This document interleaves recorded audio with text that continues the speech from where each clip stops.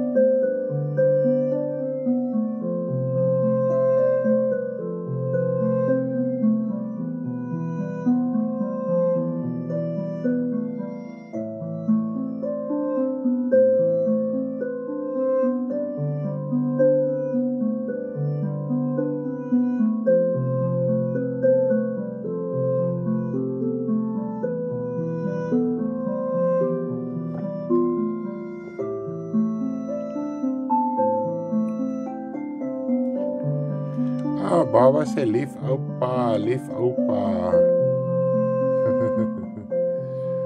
Good morning, goeiemôre. Welkom vanoggend by ons Sondagoggend 8uur uitsending hier op die Duck International Ministry Facebook page. Nou, Duck staan vir die aanlyn kerk. Prys die naam van die Here.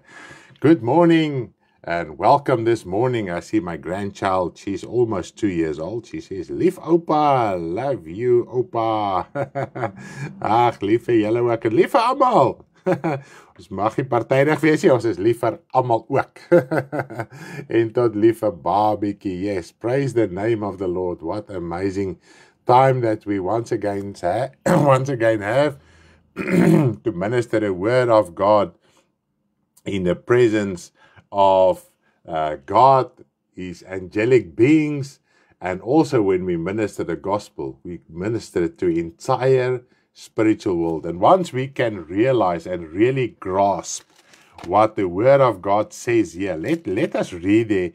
If you've never read it before, I've never heard it before, it might sound strange to your ears, but it is scripturally sound and correct.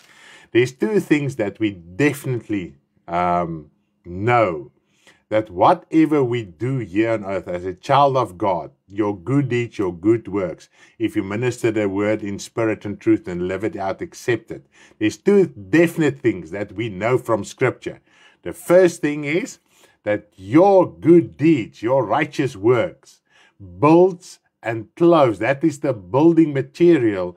God uses your righteous work as building material to build a new Jerusalem. Now, I'm not going to read that scripture right to you now, but the other one is quite exciting. And let us read there in Ephesians. In Ephesians, I just want to get the scripture there quickly so that we can be strengthened this morning by the grace of God. Hallelujah. Now, I just want to get a scripture. I think you know how your Bible works. You know it is there. And if you're using a different Bible, here I am.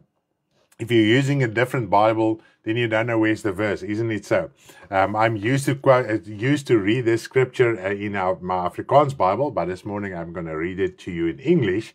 Let us read here quickly. So the one thing is your righteous work. If you are worshiping the Lord in spirit and truth and you endure until the end, God uses what you are doing for His kingdom, not for your own sake, for your own benefit, for your own life here on earth, for His kingdom to build. Use it as building material for the New Jerusalem. And if you endure until the end, and this is the invitation that you have to be at the supper of the Lamb after the second coming of the Lord Jesus Christ, then the New Jerusalem, that's after 1,000 years and a white throne judgment, etc., the New Jerusalem will descend from God in heaven, and you will see your righteous work, how it clothed the New Jerusalem and was the building material. That cloth means it is the building material and adorned by your righteous work. So it's not just if we can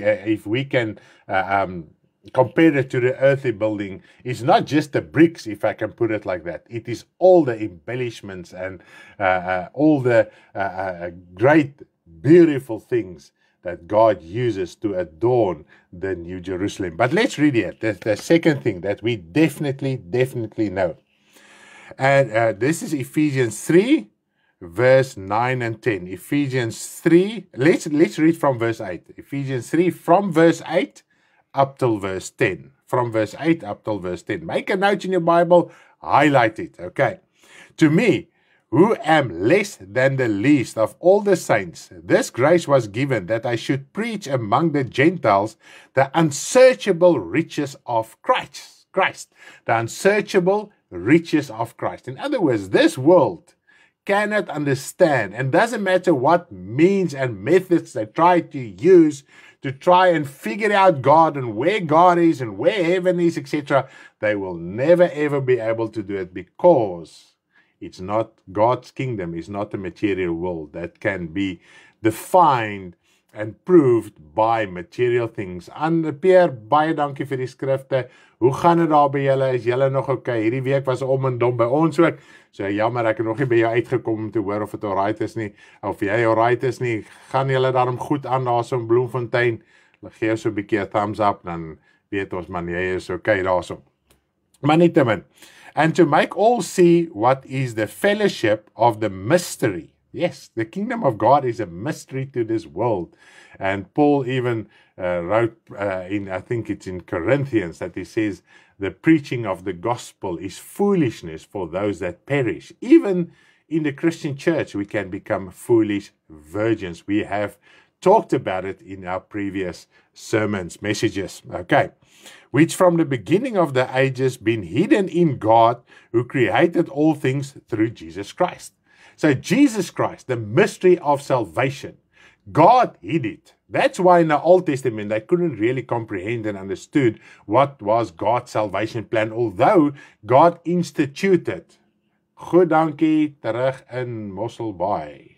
Nee, ja, daar sê, ag ek is bly Pierre, fantasties, prys die Here. Ek hoop alles gaan goed daarso, en weer eens ons betuig ons meegevoel aan jou en die familie en almal wat aangeraak is deur die afsterwe van jou swaartjie. Dit is regtig 'n groot saak in ons hart, omdat julle naby aan ons is julle pyn ook ons pyn. Julle seer is ook ons seer. Maar baie dankie dat julle dit weet het. So ek hoop alles gaan goed daarso by julle. So everything has been hidden, and Christ was right from the beginning. God didn't reveal it to Moses. God didn't reveal it to Abraham. God revealed it to nobody. That He created everything through His Son, Jesus Christ. That's why in the Old Testament, there's a lot of speculation. And if you're going to get stuck to the Old Testament, you're still going to speculate about Jesus Christ, the Son of God, how it was created. You won't understand the Godhead, Father, Son, Holy Spirit. And this is the thing, people try to figure it out in a carnal manner, in a carnal mind, with a carnal conviction, because they don't have the Spirit. The only way to get the Spirit is through the spiritual rebirth, so that God can enlighten your heart. But sometimes people are still so hardened and caught in the flesh that they don't understand God the Father and Jesus Christ is two separate beings, and Jesus Christ existed before creation, and nothing existed if it wasn't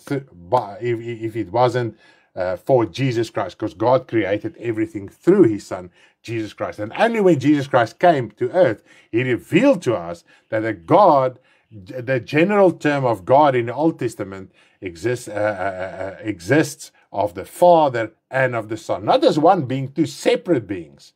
And God even in the beginning, when he created man, he created man through his son, Jesus Christ. He even breathed the Spirit, the breath of life, through his son, Jesus Christ. That's why when Jesus Christ rose from the dead, Jesus blew over his disciples symbolically and he said, receive my Spirit. So it was a prophetic action of Jesus Christ. You as a human being cannot and are not allowed to breathe over people, which is a popular thing in the Christian world, and say, receive the Spirit. We don't have the authority that Jesus has, because only Jesus Christ, the Word of God says, Jesus has full authority. God has given him a life so that he can give life to others as well. So Jesus Christ can do every single thing that God the Father can do, because God has imparted it in Jesus Christ. Not in you, not in me. We are witnesses. And when God works, it is his Holy Spirit through his Son, Jesus Christ, that works in our lives. Just to clarify this, created all things through Jesus Christ. All things. Not even angelic beings were created before Jesus Christ. Okay. Now, this is amazing. This verse 10, I want to get you excited about. To the intent that now the manifold wisdom of God might be made known by the church. That is you. You are the church. You are part of the body of Christ. You are the church. You as a person that's serving the Lord. To the principalities and powers in heavenly places. So if you are serving the Lord, ministering the Lord, witnessing about Jesus Christ, which was hidden from the beginning, you are not just ministering it to a person right in front of you, or as we are doing here on Facebook, but you are ministering that gospel to all the principalities. And what does the word say? We wrestle against the principalities in the spiritual world. That is also the demons. Satan himself hears what we are ministering. There's no such thing that you can plead the blood over your words and the devil cannot hear it. There's in any way complete unbiblical to plead the blood om die bloed van Jesus te pleit. Is 100% onbybels. Dis eintlik, as jy mooi daarna kyk, en ons het 'n volledige les, daarom wil ek vir jou sê, please, if you have not send your email to be part of our Bible study, please do so, because we have got a complete lesson on the blood of Jesus Christ as well. So as jy die bloed van die Here Jesus pleit, is dit eintlik 'n okkultiese werk. Goed. So in ons les verduidelik het geheel en al met al die skrifte. So if you are busy pleading the blood over things and material things in your mind and I don't know what all, is 100% unbiblical. 100% unbiblical. And it is actually a occultic practice. Okay, there's power in the blood of Jesus Christ.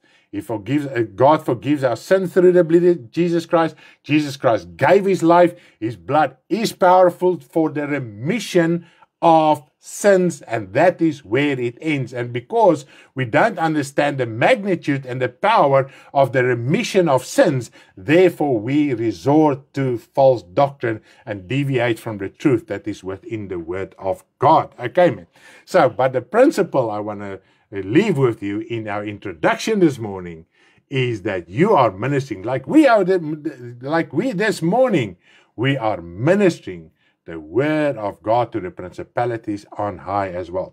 Ek sien net iemand het vir my WhatsApp gestuur. Ek wil hom net gou kry. My foon het my WhatsApp op, maar ek het daarom nou nog 'n rekenaar hier langs my.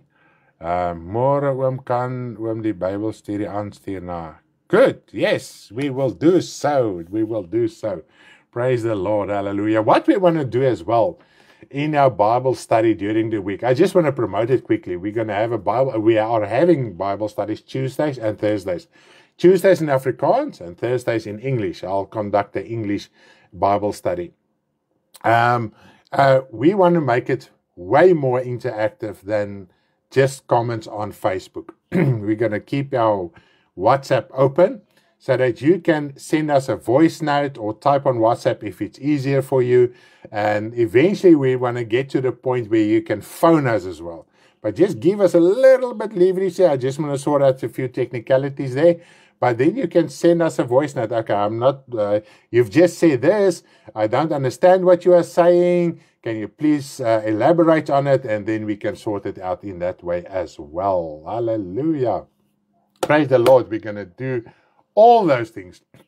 I actually wanted to do this morning, but I haven't sorted out the technicalities, but we're going to sort it out and we're going to open the lines so that you can communicate with us through WhatsApp as well while we are live here on air. Isn't that amazing? The Lord is granting us wisdom, the methods and the means to engage and to be part of your life as well. And you are part of our lives. In our heart, this is what Paul says, you must open your heart. Afrikaans sê so mooi, jy moet jou hart verruim.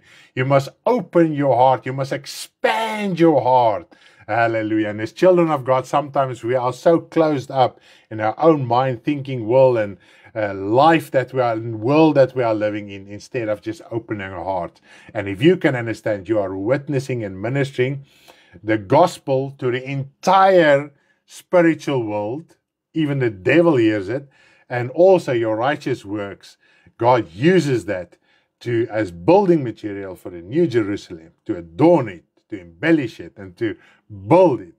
Then your whole perspective, then your heart just opens up, and to understand you are not alone. Even if when you are praying in your closet,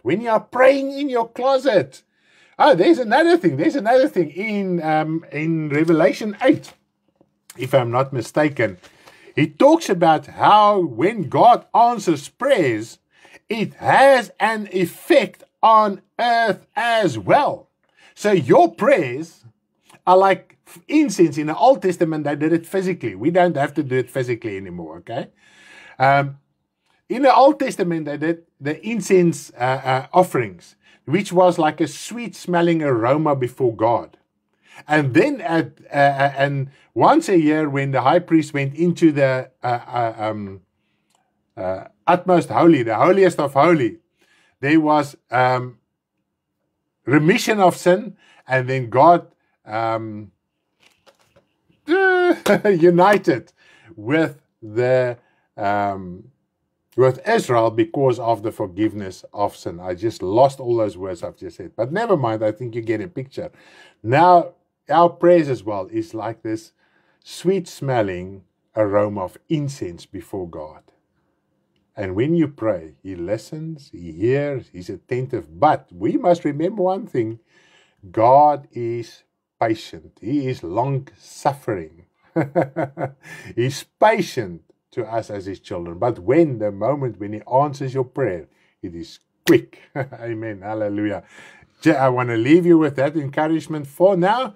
And this morning, I've got an interesting topic. Just believe is actually a question that Donnie asked me previously, or this week, or the week before. I can't remember. I think it was this week. And it just grew in my heart, and I felt compelled to share it with you this morning. Let's pray. Heavenly Father, we do thank you in the name of your Son, Jesus Christ, for your grace, your mercy, your glory, your power, Father, for your long-suffering and patience over us. Father, you've got so much patience over us, Father, to bear with us every single day. And we must not abuse it, but we must use it, Father, so that we can grow spiritually and be lifted up so that we can carry forth the gospel of our Lord Jesus Christ, minister a word to the lost, and also encourage our brothers and sisters and minister to them in our lives, in our speech, and whatever we find to do in your word and in your gospel, Father. We do thank you in Jesus' name that you open up your word to us and that we can have, Father, life and hope, eternal life. If all else in this world fails, there is our eternal hope that we can hold on to.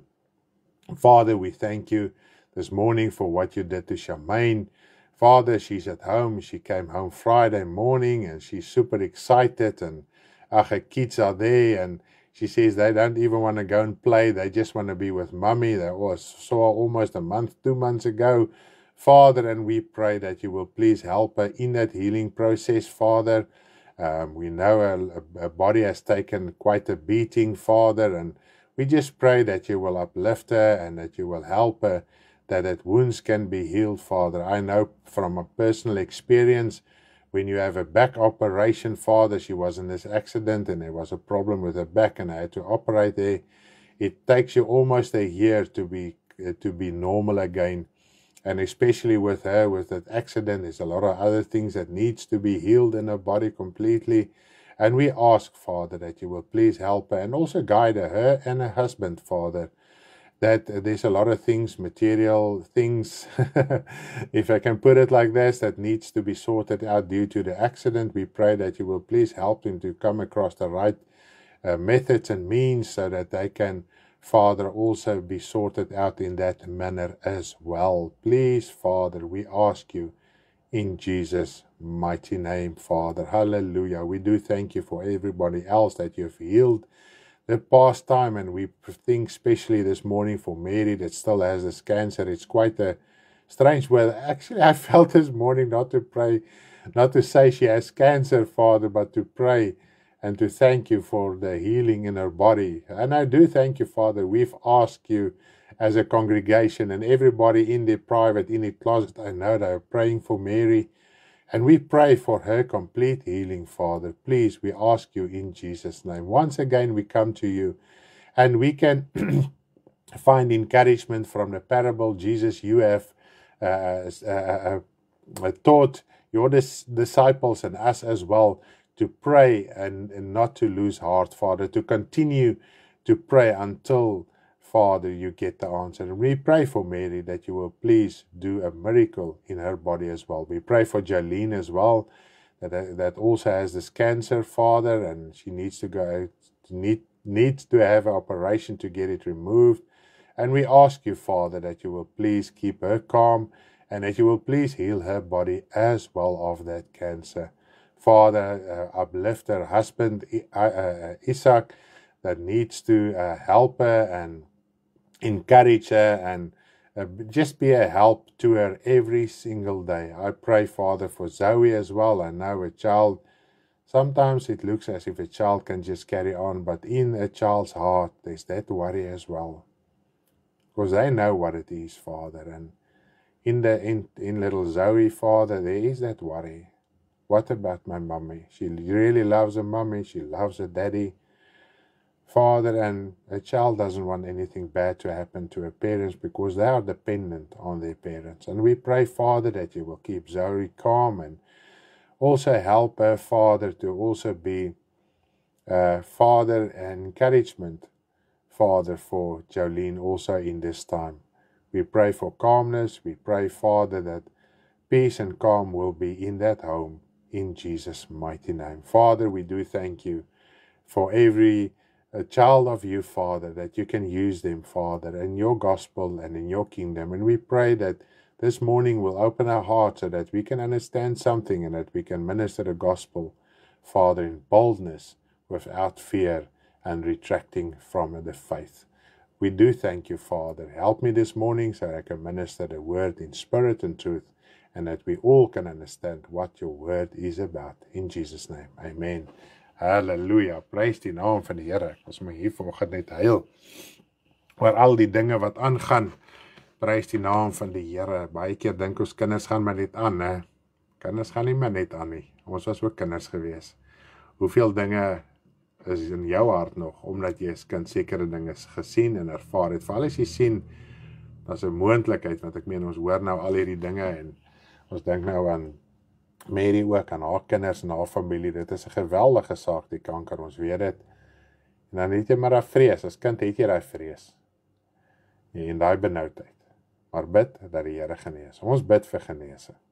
In al twee gevalle, in Jolene se geval, soos wat ons inligting kry van hulle af, sal ons ook dit aan hier as gemeente deurgee. Met my swaar André, with my brother-in-law André, is still the same situation. He's still in the old age homes. He can't still walk. He had a stroke beginning last year.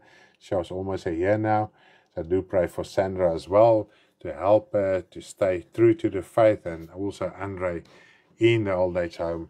They are taking care of him and that the Lord will provide, and that His will be done there in their lives as well. Praise the name of the Lord. We love each other, and we know you as brothers and sisters love each other. You love us, and we love you. Hallelujah. That's why we are still here on air, because our hearts has enlarged, and your heart has also enlarged. Hallelujah. Now this morning, my topic, just believe. Now just believe is probably one of the most popular phrases to say in Christianity and in the world if all else fails. Isn't it so? Just believe, man, it will be better. Tomorrow it will be better. Take it one day at a time. Just believe. Even the world uses this phrase. Isn't it so? Now, we as Christians say it without fully understanding what it means. And it's actually we as Christians that need to live the life of just belief so that others can find encouragement and see what is the reality of that small phrase, just believe. Now, because we don't really sometimes understand what it really means, it weakens our personal testimony. Because sometimes we talk after the world as if we are understanding the things of the Bible as the world understands it, and we need to give a sober and truthful perspective, not just with words, but with our lives. Okay. Now, these are often many arguments, there are often many arguments when we witness to those who are not yet ready to receive the gospel, and we get hurt or withdraw. Isn't it so? When we minister the word of God, we get all these arguments back to us, and we even can get to such a point that we doubt what we even believe, and we get hurt and we withdraw. Isn't it so?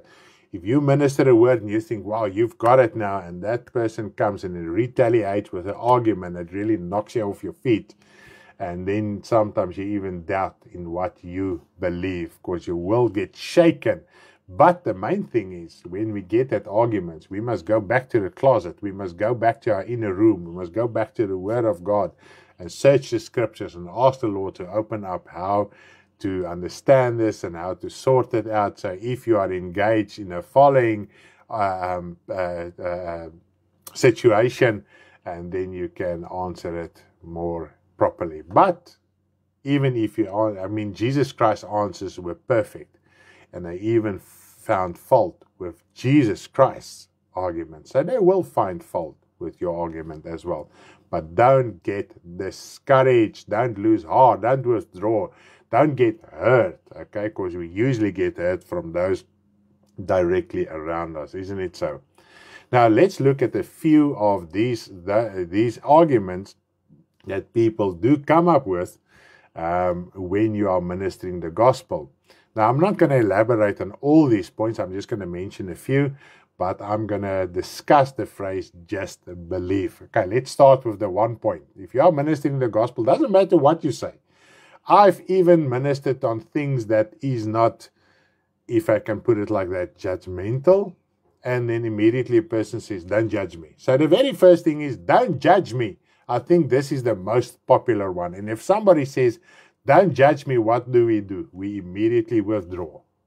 And we actually lose heart and lose our fire not to minister to someone else. Because maybe that person is going to tell me, don't judge me, and I don't know what to tell you.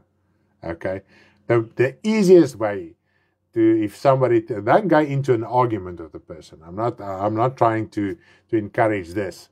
If he says, don't judge me, then you can just tell him, if you're not going to repent, I'm going to judge you by the word of God at a day of judgment. Okay? So rather be judged now, change your life, to be free from the eternal judgment and wrath of God. Okay. As I've said, I'm not going to elaborate on all these points, and I'm already doing it. And another argument, I have my church. I have my church, isn't it? So that is also a very popular saying. That is usually from professing Christians. It is something private between me and God. He knows my heart. This is also very, very popular. And this one I had a lot of. I remember the very first time I was confronted with this argument, I didn't know what to say. Okay, so there was first time for me as well, and a second, and a third, and a fifth time. And until I understood a lot of things biblically correct, and this is why I wrote the Bible school, the Bible study that we are going to present to you and help you so that you can also get a better insight of the gospel of the Lord Jesus Christ. And obviously there's going to be isolated cases, but at least if your foundation is stable and correct, you will be able to go from there forward. Now, everyone sins. This is also very popular. Everyone sins. Are you without sin? And then, no, I'm not without sin. So what now? I don't know what to tell you anymore. Okay. Now, everyone says they have the truth. Are you the only ones with the truth? This is also very popular. And remember, we last year I had a sermon where I looked up, there are 33,000 different denominations in the world, in the entire world, okay, not just in South Africa, in the entire world. In other words, there's 33,000 different opinions regarding critical, doctrinal things in the Bible, okay, and that's actually scary to think about it. That's why people say, are you the only ones with the truth? Everybody say they are having the truth. Okay. God gives us room to have different viewpoints. Now, I just don't want to elaborate on this one at all. God gives us room to have different viewpoints. The only thing is, there's one God. There's one Jesus Christ. This is usually from people that say they are Christians and following the Lord and have been baptized, etc. There's one God, one Jesus, one Holy Spirit. The one Holy Spirit won't convict us of different viewpoints and doctrinal, critical convictions within the Word of God. The truth has one conviction, the truth has one mind, the truth has one way. It is the lie that has different viewpoints, 33,000 different viewpoints. That's without the viewpoints of those within that specific denominations. Okay. We are saved by grace, not by works. Does it mean you have to do nothing to obtain it? Saved by grace. If you see a fellow child of God, or say he's a child of God, and maybe you talk to him about certain things that you can see is wrong in his life, he says, we are saved by grace, not by works. It's God's problem to get me holy. That's actually the attitude of this phrase. You make salvation cheap if you believe there is work to be done. Last year is the first time I've ever heard of this. And this was this really dumbstruck me for a moment. You make salvation cheap if you believe there is work to be done. No, we don't make salvation cheap. We confirm salvation. Okay. Then, what I'm going to elaborate on, you only have to believe in the name of Jesus, primarily confessing by mouth because he paid the price. And this is, I think, the most popular phrase, even in the world. Even those that are not regular church attendees or watch church on Facebook or YouTube or online, okay?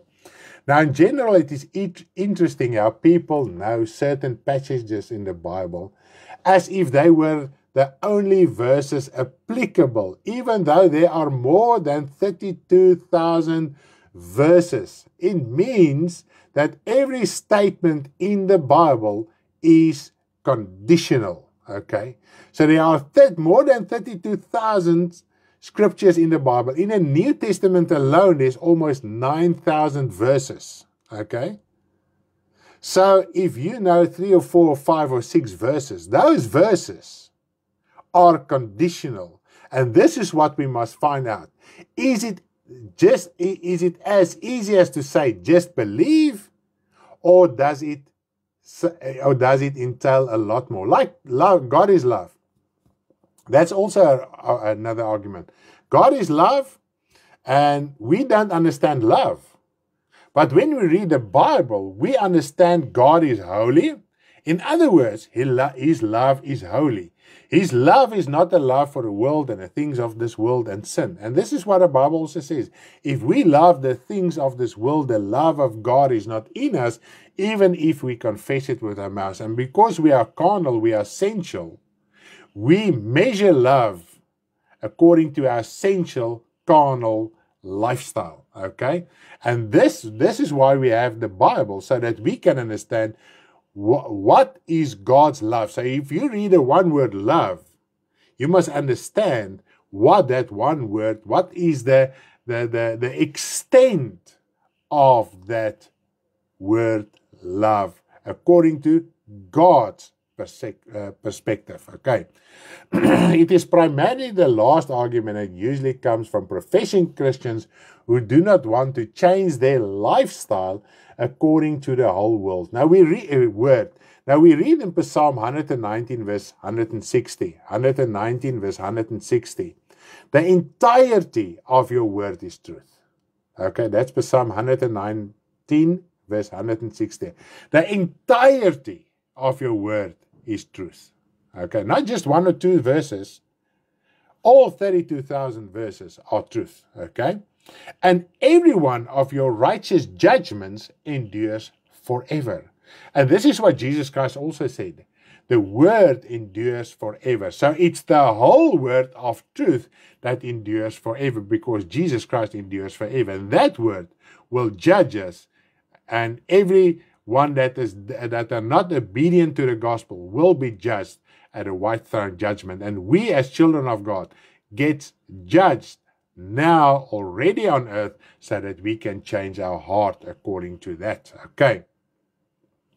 I'm going to discuss it with you so that we can get clarity about this aspect. Now, this is one of the most prominent delusions to pave the way for great deception, isn't it so? Now, most professing Christians will say, I believe, that is all I have to do. In other words, as long as I confess Jesus Christ, I attend church gatherings, I read my Bible, pray now and again, I am okay. So who are you to judge me? Okay. And are you the only ones who have the truth? I believe in Jesus Christ. Leave me alone. I've got my church.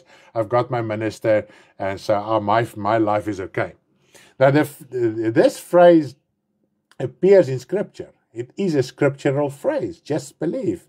Just believe in Jesus Christ and God alike, and you will be saved. It is written in Scripture. So I don't deny the fact that it's written in Scripture. If you believe in God, and it's quite a few verses, I'm not going to read all those verses. If you believe in Jesus Christ and you confess Him, and also believe in God and the Father who sent Him, then you will be saved. Okay. Now we have previously mentioned, this is now in our previous service, that Satan uses people and also the ministers of the word who quote God's word and explain it out of context, like Satan did in the beginning. He quoted God's word to Eve. And we read in 2 Corinthians 11 that Satan does exactly the same until today. So he saw, if he keeps on using the word of God, he will keep on deceiving people. But he gives his own demonic, false, antichrist interpretation of the word. That is why the word of God says we must test the spirit. But if you don't understand the truth, the whole word, the truth of the whole word, and acknowledge everything in the word of God, you won't be able to discern lie from truth. And this is the problem. Remember, the person who's caught up in the lie will discern that the truth is the lie. Okay? Now, this is how he led man into sin and continues to do even so today.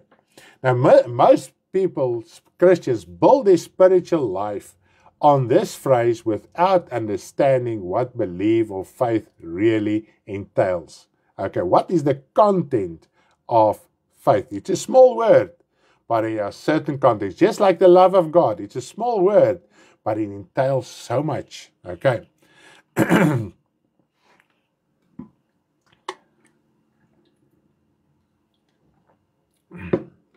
Now, first of all, belief or faith has actions, okay? And this is what most Christians don't realize. Party mense lees en verstaan net wat hulle pas, yes. Want ons lees uit ons denkrigting uit, hoe ons groot geword het, ons tradisie, dalk in die kerk, dalk in die wêreld, en dit is hoe ons baie keer die Bybel lees. Nou ons het al agtergekom, net so 'n bietjie Kwanet se vraag te beantwoord, so 'n bietjie Afrikaans te praat hierso. Kom ons sê ons bedien oor die wederkoms. Ek meen, daar is nie 'n ding soos 'n voorverdrukking, stille wegraping. Dit bestaan nie. Dis so onbybels is nie eens waar nie. Okay, dit is waar dat dit nie dat dit onbybels is. Dis waar. Dan praat ons oor die wederkoms. As daar mense sê, "Joh, jy het nou mooi gepraat vanoggend oor die wegraping." Nee, ek het nie gepraat van die wegraping nie. Ek gepraat van die wederkoms. So dit wys jou hoe geïndoktrineerd is ons baie keer hoor ons en dis wat ons op 'n bediening wat ons afgelê het. Mense het sulke kernwoorde. As jy, kom ons sê 'n preek gee en jy sê 'n sekere sin God is liefde, dan sal jy die kommentaar sien, ja, God is liefde, God is verdraagsaam, God is dit. Want dit is sulke trefwoorde. Ons lewe op hierdie trefwoorde, hierdie klisjées, in plaas om te verstaan waar eintlik die hele boodskap gaan, is om een sin uit te haal, God is liefde. Die oud volgens mooi gepraat oor God is liefde, maar hy verstaan nie die hele boodskap nie. En dit is soos die Bybel ook lees. Net dit wat ons pas, dit lees ons, dit neem ons aan. But there are 32,000 verses. We've got this words in our heart and in our mind that we grew up, this cliches. And when I mention, say for instance in a service or in a conversation, you mention certain things or a certain phrase or a certain word, people will say, "Wow, that's amazing. God is love. God is patient. God helps us," and etc., etc. But what was the whole context? And this is how we read the Bible as well. We pick out phrases and words that suit us and we run wild with that without understanding what is the condition thereof. Now, in other words, every time the statement is made, one must understand there is an action to be performed to prove one's belief. That is faith in God and Jesus for salvation. In other words, faith must be accompanied by action that produce results. And is this biblically correct? Yes, it is. Okay, I'm just going to read one or two verses, but there are a myriad of them, okay? James 2 verses 19 up till verse 20. James 2 verses 19 up till verse 20. Just to mention at this stage, everyone that God used to write letters, that is now our Bible, worked on their spiritual life to such an extent that they deprived themselves of worldly pleasures and comfort. They worked extremely hard to reach the lost and to make sure that their life is built on the rock and not on the sand. So if they worked very hard and God used them, how could they have written something different to us than what they believed and lived? Just as an afterthought. Okay. James 2 verses 19 up till verse 20. You believe that there is one God. And I'm going to talk about that. You believe that there is one God. You do well. Even the demons believe and tremble. So the demons believe God exists. The demons, we know when Jesus Christ was on earth, the demons, before even they went out, they acknowledged Jesus Christ as the Son of God. They said, you are the Son of God. They did not even say to Jesus, he is God. Now there's a conviction within the Christian church that says Jesus is God. Even the demons acknowledge Jesus as the Son of God and God as God the Father. Okay? And they knew God does everything through his Son, Jesus Christ. And then he did also everything through his Son, Jesus Christ. That's why they addressed Jesus Christ. Okay? Now, even the demons believe and tremble because they refuse to repent. Okay? They can't repent, but they refuse to repent. All right? But do you know, oh man, oh foolish man, do you know, oh foolish man, the foolish virgins and the foolish man that builds his house on the sand, that faith without works is dead. That is useless, as good as not believing. In other words, the foolish virgins and the one building his house on the sand is the one that does not understand that your works, that works accompanies faith. Works must be proof of your faith. Okay? So if you say there is no works to be done, all right, then you are falling in the category of the foolish virgins and the man building his house on the sand. And now we can understand what Jesus Christ said in Matthew 7 from verse 21 up till verse 27. That is the whole, I'm not going to read through it now. Why people can minister the gospel and be lost, because what does that minister teach people? You don't have to do works. Although he is working extremely hard to get his church to be successful. Dit was die meeste van my lewe onder die leuen en die lees Bybel nou oop oor. Prys die Here Paula, dit is fantasties. Dit tref my vanoggend hoe complicated die evangelie geraak het as gevolg van valse leerstelling. Alles moet tyd reggestel word. That is absolutely correct. Hallelujah. The gospel is actually very easy, but because of the lie, it has complicated. Now we have to elaborate on certain points. On one word, believe. We have to make a complete sermon just so that we can understand what belief really entails. Okay? But let us read here very interesting. Okay? We are saved through grace by Jesus Christ. Okay? Not by works. Okay? Ephesians 2 verses 8 till 10. We want to clarify this point. Ephesians 2 verses 8 up till verse 10. All right. For by grace you have been saved through faith, and that not of yourselves, it is a gift of God, not of works, lest anyone should boast. And you'll say, yes, Stanley, there it is, it's proof. But remember, this is one verse out of 32,000. Okay? Let's read verse 10. And I never hear ever that people read verse 10 that are still part of verse 8 and 9. For we are his workmanship, created in Christ for good works, which God prepared beforehand that we should walk in them. Now, is this two contradictory statements? No, it's not. First, you are saved by grace. There's nothing that you can do before you are born again. There's nothing that you can do on this earth. Doesn't matter how holy you live. We can see it even in the Old Testament. Samuel was maybe one of the most dedicated prophets. Joshua. He was by extent the most, in brackets, holiest king ever lived, even more than David. And with their dedication, even Elijah, they couldn't give their own life. There was no righteous work that they could have done, that God could have used to give them eternal life. All right? What works must we do? And this is the thing. To be saved by grace, it's a gift of God. You must do something to receive that gift. And what did you do? You opened your heart, you repented. Okay?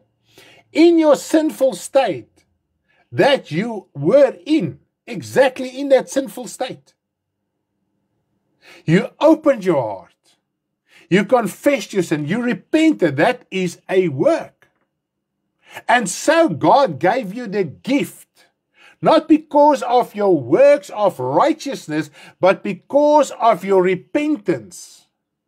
God gave you that gift of salvation so that you cannot boast, I have lived this good life. I attended church and I prayed 3, 4, 5 times a day, etc., etc. No. It's because you opened your heart. There are dedicated people who say they are Christians, that study the Bible day and night, that maybe are doctors and professors in theology, that will be lost. Because their good works cannot get them saved. But salvation, when you repent and the Father gives you that spiritual rebirth, then you are saved. This is what it means you are saved through faith, because you believed that God can forgive you, and then you confess your sins, you opened your heart, you acknowledge that you are a sinful person. But after your spiritual rebirth, this is where verse 10 comes in. You are created because the moment when you give your life to the Lord, you are a new creature. You are a new creation. And God has already got, not man, not the pastor, not the church. God has prepared good works that we should walk in them. What is walk? It is an action. It is a deed. It's something that you must do. So if you believe you are saved by grace, then you must do the works that accompanies that saving grace. And this is what John the Baptist even said to the Pharisees that refused to repent. He said to them, go and bear fruit worthy of repentance. Not of theological ideology, of repentance, because every person can repent. You can be illiterate today. You can be young, you can be old, you can be male, you can be female. Doesn't matter what language and nationality you are from in the world. Every single person can repent.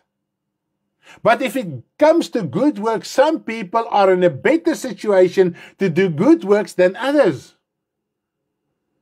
This is why Jesus Christ says, the tax collectors, the harlots, the murderers, when they heard the gospel, they repented. But julle wat gesteen het op julle godsdienstige werke. You that depended on your good works, on your religious works, you will be lost because you justify yourself before men because of your works and not of repentance, the work that God has done in your life when you opened your heart and you confessed and you acknowledged that you were a sinner. That's how you were saved by grace. But still, you had to do something to receive that gift. I can give you a gift. If you don't open and reach out to receive that gift will stay with me. I can leave it in your home on your desk. If you don't, and I can leave there, if you don't reach out and receive and pick up that gift and open up that gift will still stay there. Okay? Then you cannot go and boast about the gift because you don't use that gift. Alright? Mens moet oorwin aan die einde, wegbly van die wêreld en sy begeerlike as jy probeer om 'n goeie mens te wees. Okay, praise the name of the Lord. In other words, faith involves more than recognizing Jesus and God as eternal beings. And this is what I want to show you quickly. Satan believes that God exists, Jesus Christ exists, and the Holy Spirit exists. Okay? That's better than what most people do. Now, a lot of people, a lot of Christians say they know Jesus exists. Even the person in the world, even non-Christian religions study the Bible. Do you know that? That's why sometimes non-Christian religions can argue under the table in, okay? Because they study the Bible. At least everyone, the majority of the people in the world know God exists. Now, as a Christian, you know God exists, Jesus Christ exists as beings. But the fact that you acknowledge them as beings and as spiritual beings in Jesus Christ, the Son of God, through whom we get saved, doesn't mean you are saved, because the devil acknowledges God as well. But he does not repent to receive the free gift of salvation through Jesus Christ. And this is the problem we have in the Christian church. Because I know about Jesus Christ, because I know and acknowledge God exists, because I know certain spiritual things that have been taught to me, I am okay and I will be saved. Okay, so to acknowledge God and Jesus as eternal beings and who they are in their respective purposes and who they are, does not make that you will be saved, even after your spiritual rebirth. Okay? Because God prepared good works that we should walk in them, do them as He prescribed. So if you read faith, it means you must accept what God and Jesus has for us, the words that they portrayed for us, and we must do. Because in the New Testament and in the Old Testament, those fearing God, they all did what God expected of them, and then God used them in prophetic words, so they wrote it down for us. So they worked on their salvation, even in the Old Testament. Because they worked to such an extent, I thought they will get salvation, but we knew only salvation came through Jesus Christ. Now, let's continue reading in James 2, verses 21 up till verse 23. Was not Abraham our father justified by works when he offered Isaac his son on the altar? Do you see that faith was working together with his works? And by works, faith was made perfect. Now, Jesus Christ said to us, be perfect as your Father which is in heaven. That is in Matthew 5. I just want to get a verse there.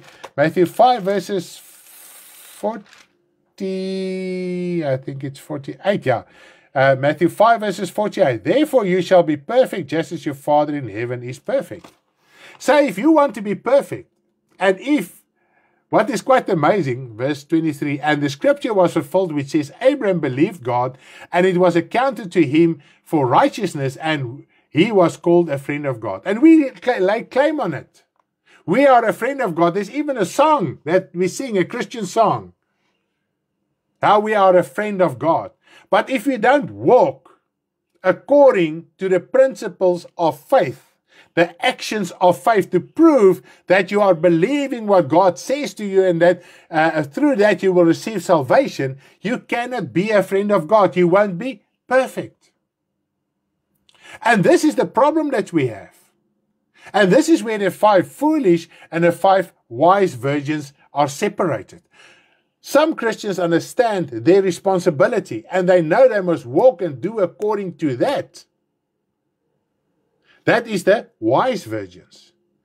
But the foolish virgin says, no, there's nothing to be done. Jesus did it on the cross. He did everything for me.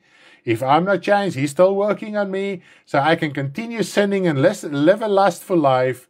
If God doesn't change me, so be it. It's His problem to get me saved. This is actually the attitude, all right? Now remember, Abraham lived over 400 years before the Old Testament law was given. Therefore, he was not justified by the works of the law, but by the works of faith, as mentioned in Romans 4. You can go and read through Romans 4. It explains it quite clearly. All right? So, in Romans 4, he mentions how Abraham believed in God, and that was accounted to him for righteousness' sake. And this is the reference that James uses here as well. Whether James knew about Paul's letter to the Romans, we don't know. But it's quite interesting how they mention exactly the same thing. So, Abraham, there was no law. After 400 years, the law came in with Moses. And he was justified. Why? When God called him to leave his homeland, he demonstrated that he believed in God by moving, by going. Exactly the example of Isaac here as well. When God said to him, if you believe in me, go and sacrifice your son. He stood up and he went and he did something. All right? And this is where faith gets made perfect. And this is why we as children of God are frustrated, because we don't do the basics of the word. And then we want to exhort and we seek after sensational things and entertainment that somebody can give to me to make me feel good. And while there is work, you won't feel good. Because remember, a fruit tree does not bear fruit for himself. That fruit tree stands in the elements of the day, the sun, the rain, the dust, the insects, everything. He must endure hardship, that tree, to bear that beautiful, luscious fruit. So you Exactly. Okay. Now let us read what Jesus said. John 6 verse 28 till verse 21. Does Jesus Christ's words concur with what we've just read? John 6 verse 28 up till verse 29. 28 up till verse 29. Geloof is 'n werkwoord, dit is nie 'n naamwoord nie. Dankie Paula, dit is presies so. Dis tog interessant, daar's een skrifgedeelte, ek dink is juis in Jakobus, wat hy op een plek, ons lees geloof, maar die oorspronklik is die een woord 'n werkwoord en die een woord is 'n naamwoord. Dis net baie interessant. Ek het een keer daar gepreek, is seker 3-4 jaar terug. Ek dink is Jakobus 2 wat ek uit bedien het. In sekere gevalle gebruik hy die naamwoord en die ander keer die werkwoord, en omdat ons dit nie verstaan nie, is daar confusion. Okay, maar dit is net amazing, want ook in Jakobus 2 praat hy van jou geloof, soos Christelike geloof.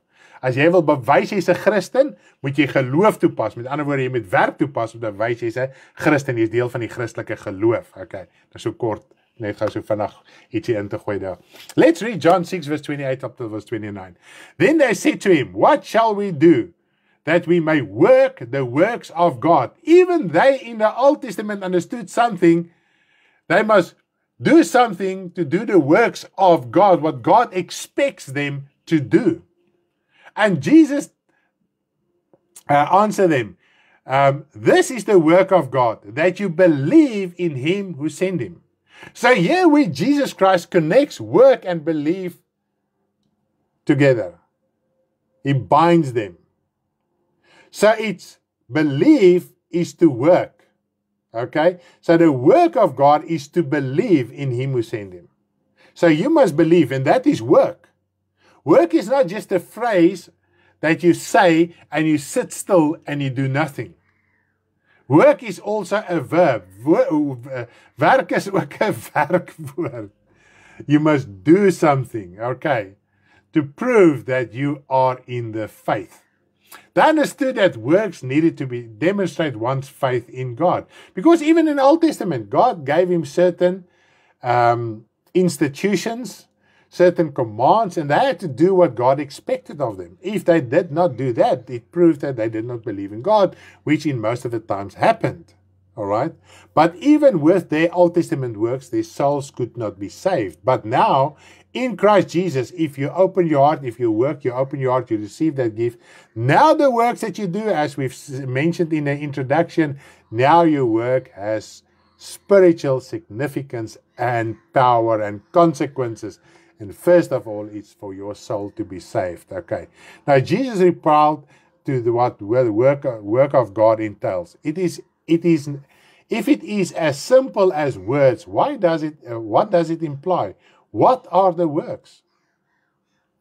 Why did Jesus Christ say it is work to believe? We must make effort to believe, to understand who Jesus Christ is, or understand what is salvation. Now, who is Jesus Christ?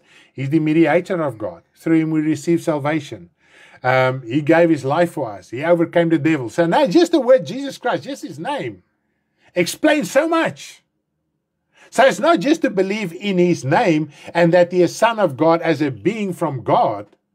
It's to understand who he is and what God and Jesus Christ expects of, so that we can prove our salvation. Because Jesus Christ says, not those that say they love me, but they that do the will of the Father, they prove that they love me. Because even love is a verb. It's an action. It's something that we must do. Mense hoor dat geloof werk is, dan dink hulle dit gaan oor geld wat hulle moet gee. Ja, that is mainly the main thing. It is about money. Okay. The root of all evil is money. That's why the gospel gets warped and distorted. Okay. Just as a side note, Christians show their belief in Christ by going to a church, not another religion. Isn't so? Because you are a child of God, that's why you're watching here, because you are a Christian, okay? This is work. For you to sit and listen and open your phone and watch, and even if you go attend a physical church, it is work to do it. It might not be as hard work as digging a hole, but it's work. Okay, to repent is work. All right. When you pray and read your Bible, you work to prove that you believe in worshiping God and that he can answer your prayers, because prayer is work. The moment you pray, even if you pray for 2 minutes or 5 minutes, it is work. So you are working, and in the next moment, Christians say you don't have to do any work, but they work by going to church, and also they work hard in the material to go and give money to the church on a Sunday. Okay. Now the best part is that Christians go to church where ministers work hard during the week and also work hard to prepare a message telling them they don't have to do anything. This is strange. A minister of a well-established church with a big congregation, tell me, I can tell you, those ministers, they sleep 4 to 6 hours a day, if that much. They're like a boss of a big corporate company, a CEO.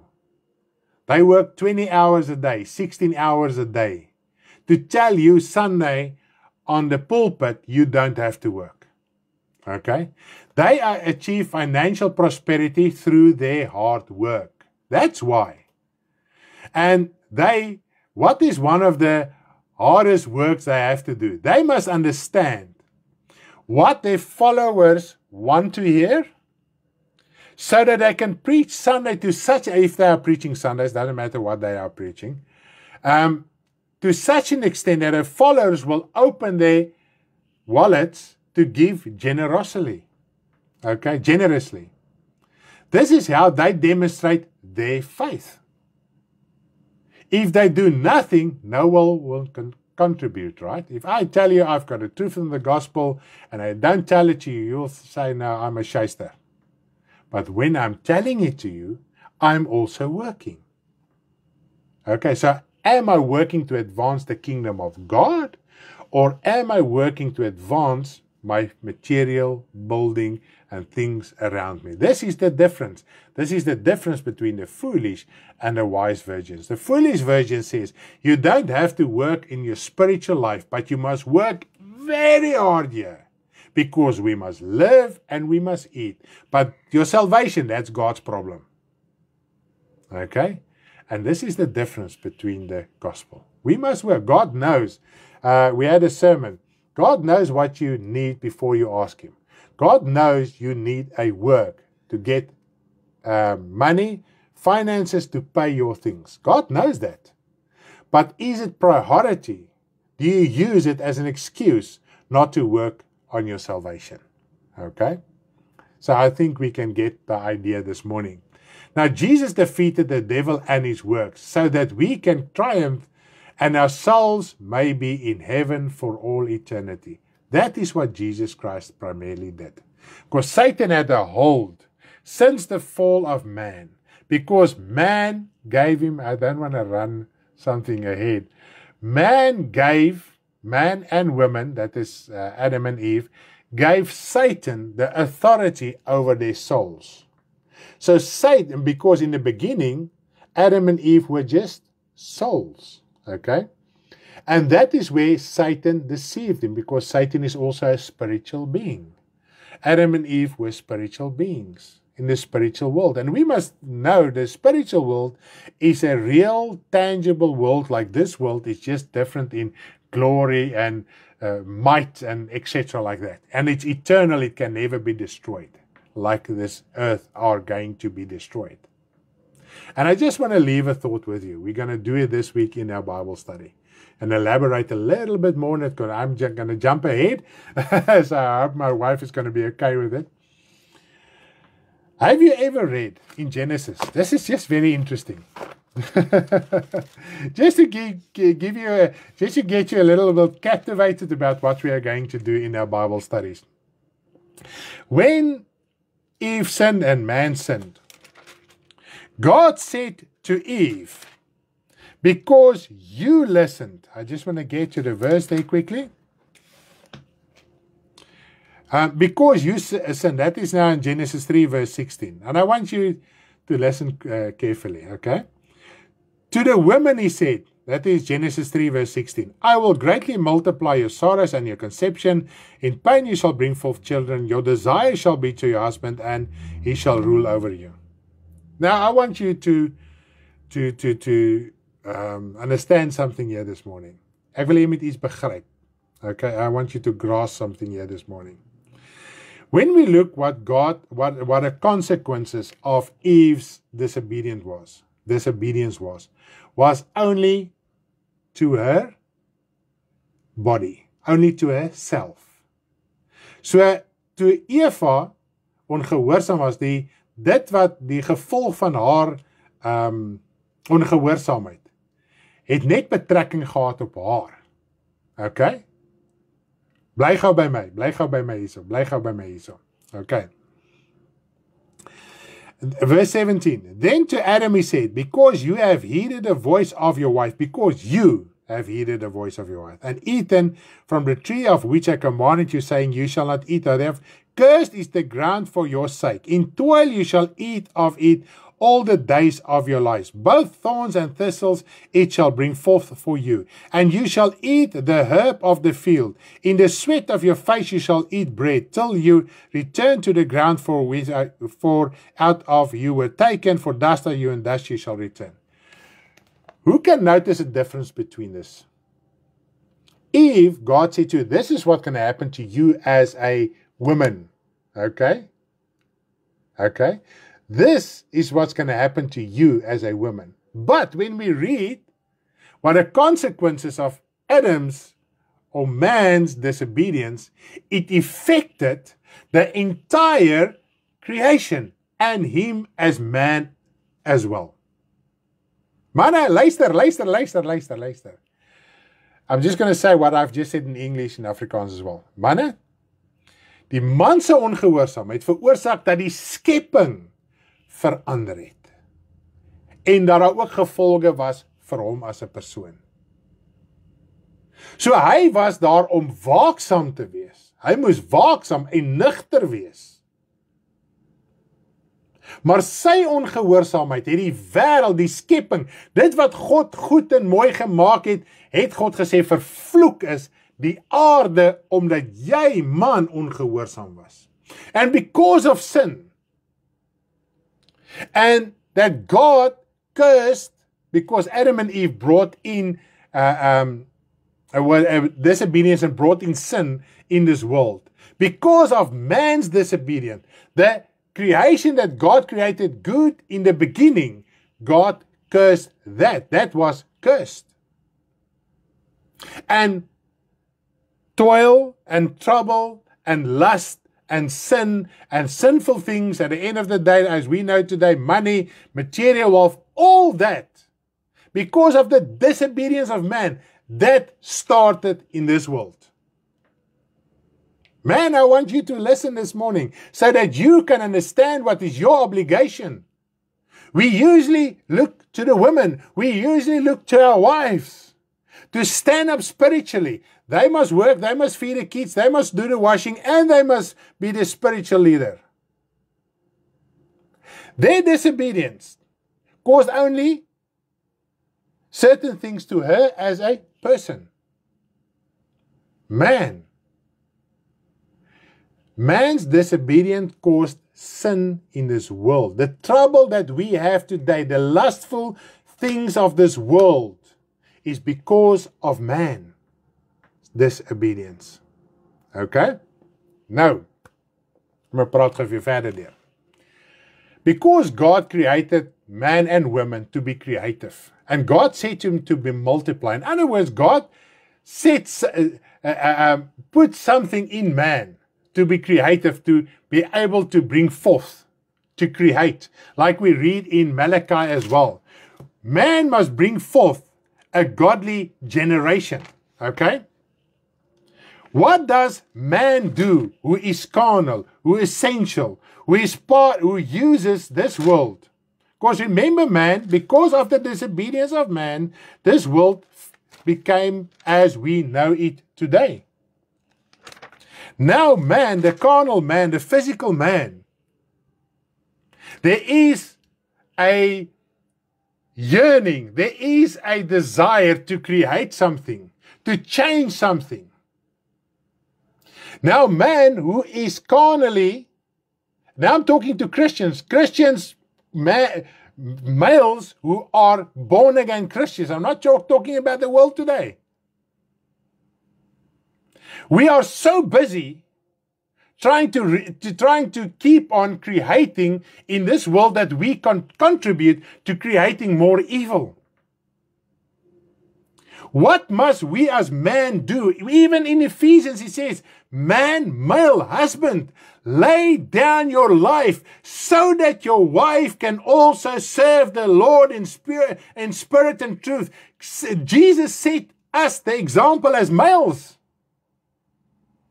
We have an immense responsibility not to bring food on the table primarily. Not to use the material world as an excuse. We must live and we must eat. Nowadays, the women, the female, they work, they get home and they must do the food, they must do the cooking, they must do care for it, they must keep the household up, and they must take responsibility of their spiritual life, which they do. Males, where are we? By continue using the material world as excuses, you are creating evil in Satan's kingdom. And this is how the world came into the church. Because the male pastors, the male ministers aren't vigilant. They are carnal. They are sensual because they want to live a luxurious earthly life. You are there to bring forth a godly generation, what man destroyed in the beginning. And every new soul that comes to the Lord is a new creation. It's a new world. So we must toil and work so that souls can come to the Lord. This is what your wife must see in you. This is what your children must see in you. You are busy with the work of the Lord. If they see you, you must be in front of God. And I'm talking you to us as males this morning.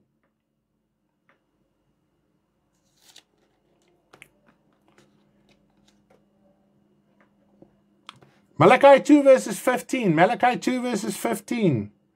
But did he not make them one, having a remnant of the Spirit? And why one? And he made male and female, and he said he made one. It was male and female, it was two separate beings. Because women came out of man. And therefore woman was also in the image of God, because God took a woman out of man. And man, when he saw women, he saw it was someone like his image and his likeness. And Adam was in the likeness of God and Jesus. And therefore woman was also in the likeness of God and Jesus. Okay? He seeks godly offspring. Therefore take heed to your spirit. And let none deal treacherously with the wife of his youth. Now he's talking about divorce. But God also sees our lustful desires for this world as harlotry, as whoredom. We must understand it, male. I'm talking to the males. We are so busy with the world and the things of this world to build the world here. You are created and called and saved to do good works. What is that good works? Is to deny the world, to get away from the harlotry and fornication of this world, so God can use you to bring forth a godly offspring. Are you, male husband, the example in your home? Even if you are single today and you are a child, may an adult child in a home, are you the example or not? God is talking. I did not even want to talk about this morning. I've got nothing of that on our notes. Take heed of your spirit.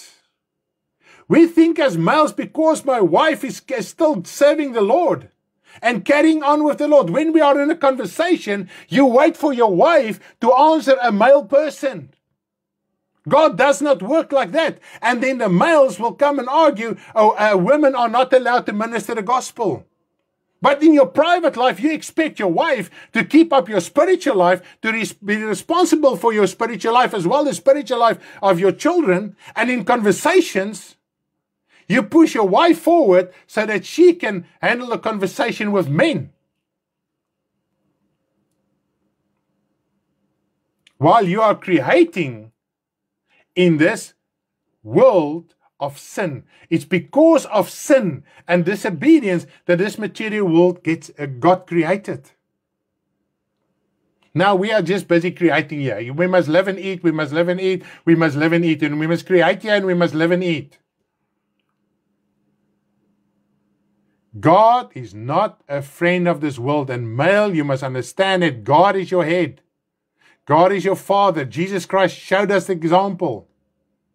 If you have a temporal work and you are providing temporal as well, don't use this as an excuse as not to work in your spiritual life. As a matter of fact, this is what Jesus Christ says. We will have trouble in this world, and this is part of your trouble.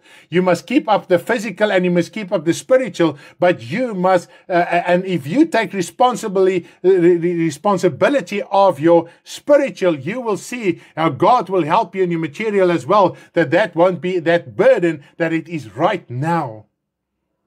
Because most of the things that you're going through right now and the situation that you've placed yourself in is because of your own lustful and desire and things of this world to live a certain standard in your life. That is not work for God's kingdom. You're not going to get reward for that. That is not building the New Jerusalem. That is not ministering in to the angelic beings and to the demons. Instead, that creates the fallen world even stronger and stronger, and that is the image that is now in the Christian world. That is the image that a false prophet has erected within the Christian world. Males, do we understand our responsibility? We look at a wife and we say, the wife, you're not the... No, wife, no, wife. My little grandchild says, no. Klein juffroukie al van kleins af. Nou sê sy, Here, daai geaardheid moet verander. Ouma sê van my kind, jy moet verander. Hierdie no, gaan nie werk. Die klein juffroukie al van kleins af. So gebore.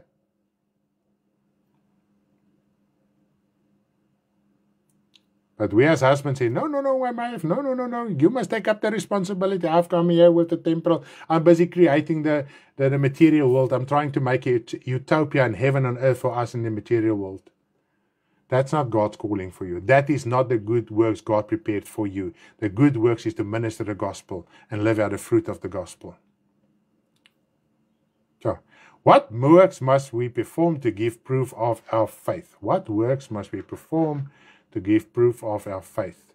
Jesus said, if you are not born again, that is born of the Spirit, you cannot see or enter the kingdom of God. Now, I've talked about that. Jesus said, if you're not born again, so there must be a radical change in your life. And let me just talk it through quickly with you. You repent. That is something that you must do. God's not going to open your heart on your behalf. Jesus, we even read in Revelation, He stands at the door and knock. If you hear His voice, open. What is open? It's work. Repentance is work. To receive the free gift of grace. Because no works prior to your spiritual rebirth. Nothing that you did. Not a reading of the Bible, not a attending of the church, not doing charity. Nothing that you did. Raising your children, creating wealth could grant you salvation. Only the work of repentance. Okay. Praise the name of the Lord. Hallelujah. Now, what is quite amazing, Peter and all the other apostles believed in Jesus. Okay, we know Peter and all the apostles followed Jesus Christ. And still, there was a time when Jesus Christ said to Peter, that was in Luke 22 verses 32. Luke 22 verses 32. But I have prayed for you, that your faith should not fail. So Jesus prayed, He worked. Okay, He worked that Peter's faith should not fail. And when you have returned to me, that is repented, strengthen your brothers.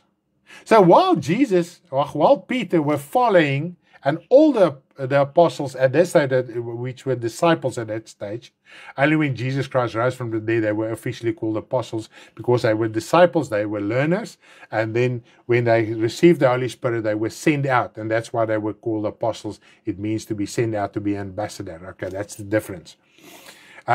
So we are disciples, we must become disciple makers, and otherwise we must become like apostles. Okay.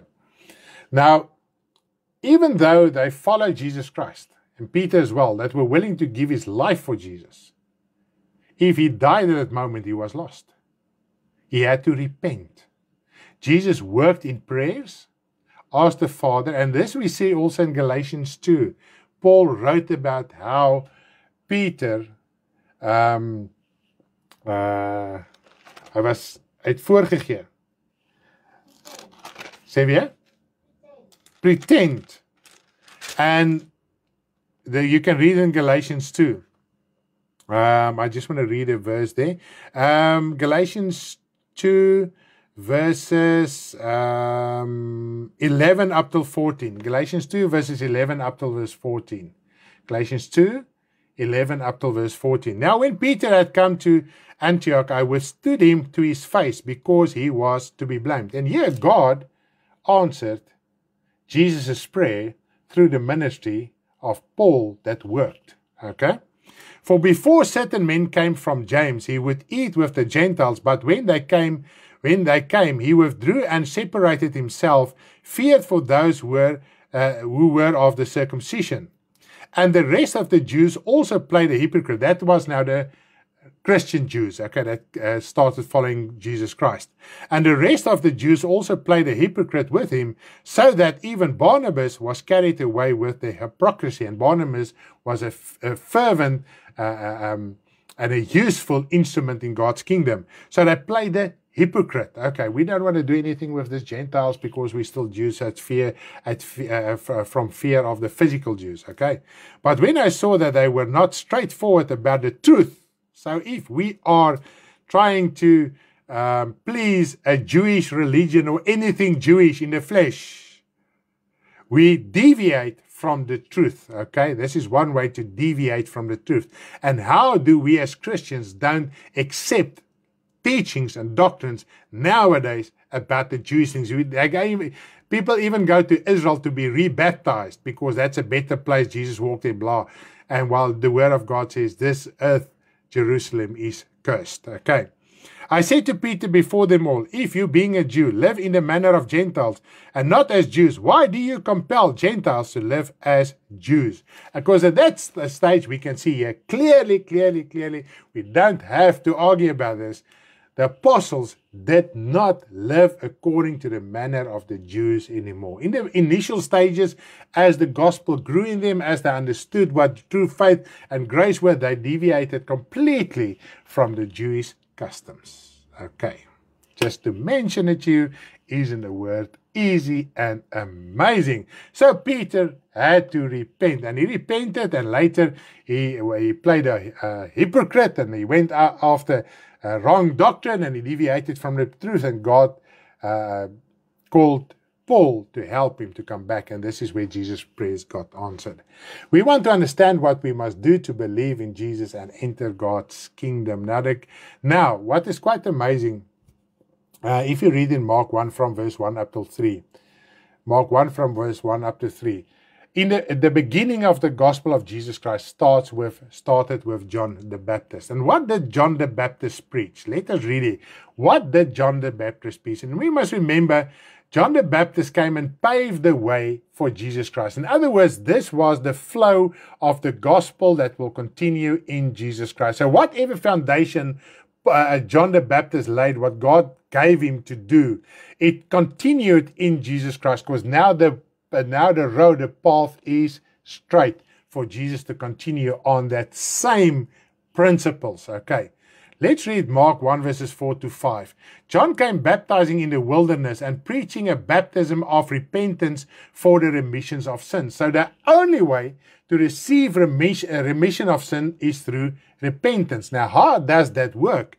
Then all the land of Judea and those from Jerusalem went out to him and were all baptized in the Jordan River, confessing their sins.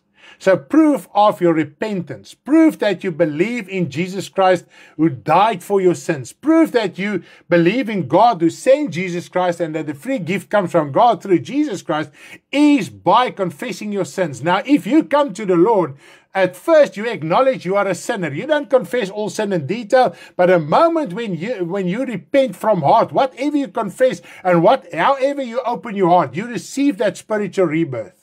And then after your spiritual rebirth, that is the circumcision of the heart. Your sins get washed away by the water baptism. So it's a spiritual rebirth that comes through repentance, and then the water baptism afterwards, which washes all your previous sins away. Even if you don't confess them one by one, it is washed away. But obviously our life in the past have certain consequences that we need to sort out in the future. But after your spiritual repentance and your water baptism, all sin that you commit after that must be confessed. Because Jesus Christ says you must pick up your cross every day. You must confess the moment when you have sin. You must confess your sin. This is proof that you believe God can forgive your sin is by confessing your sin. So it's an action, it is a deed, it's a work to be done. But you don't have to do like in the Old Testament, go and slaughter an animal and take it to a high priest, because Jesus Christ is now a high priest. And we enter through him by faith, by accepting and acknowledging him as the Son of God who died for us, the Lamb that was slain. And now you only have to confess your sin by your mouth.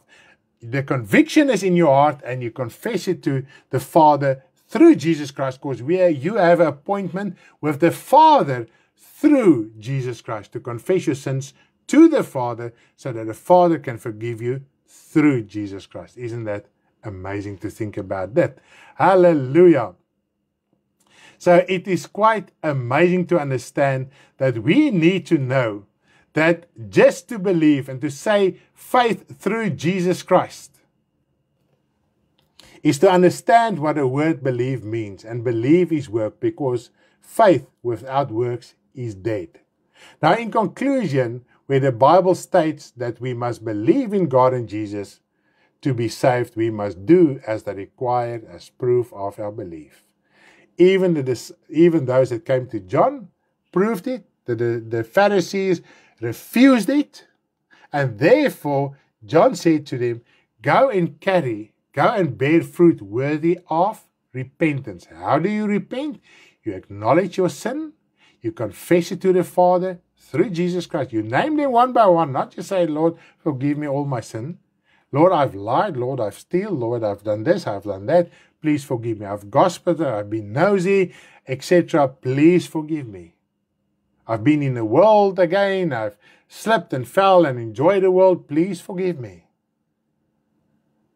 That is proof that you believe in God, that He can forgive your sin and that you can receive salvation.